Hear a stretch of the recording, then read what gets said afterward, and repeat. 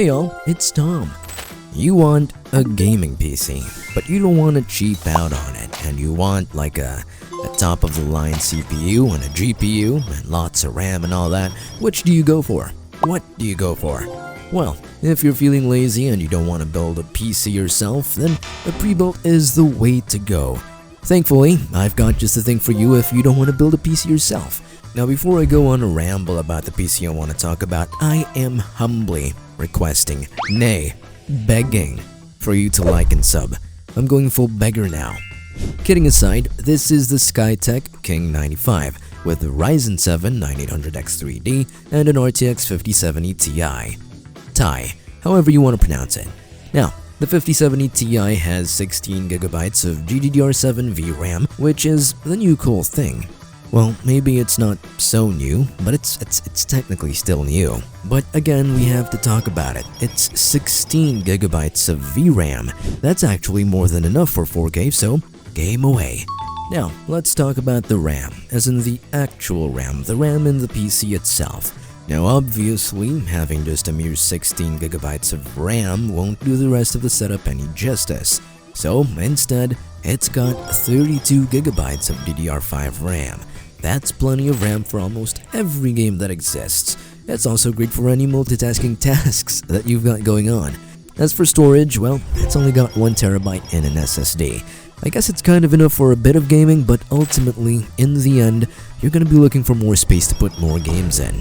So, let's talk about the actual performance of the PC. What kind of figures can we expect? For this video, we're going to focus on 4K just to show you the raw power of this GPU.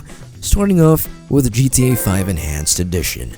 Now, at the highest settings, with ray tracing set to the highest as well, we can see an average FPS of around 70 to 90 frames per second.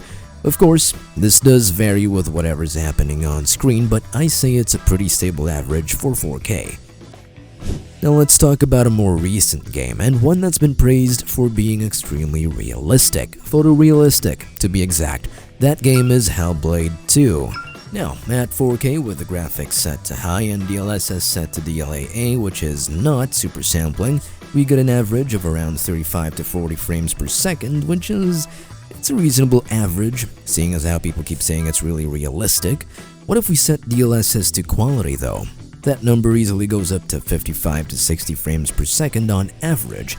A good trade-off, especially considering how DLSS 4 is just that much better nowadays. And what about good old Counter-Strike, or should I say good new Counter-Strike 2? Well, regardless, at 4K and at very high graphics, the game average is at a wildly varying 140 to 170 frames per second. You better pair this game with a monitor with a high refresh rate. Now, all in all, the gaming performance is awesome. You can run just about any game at 4K with this PC, and that's at very high graphics.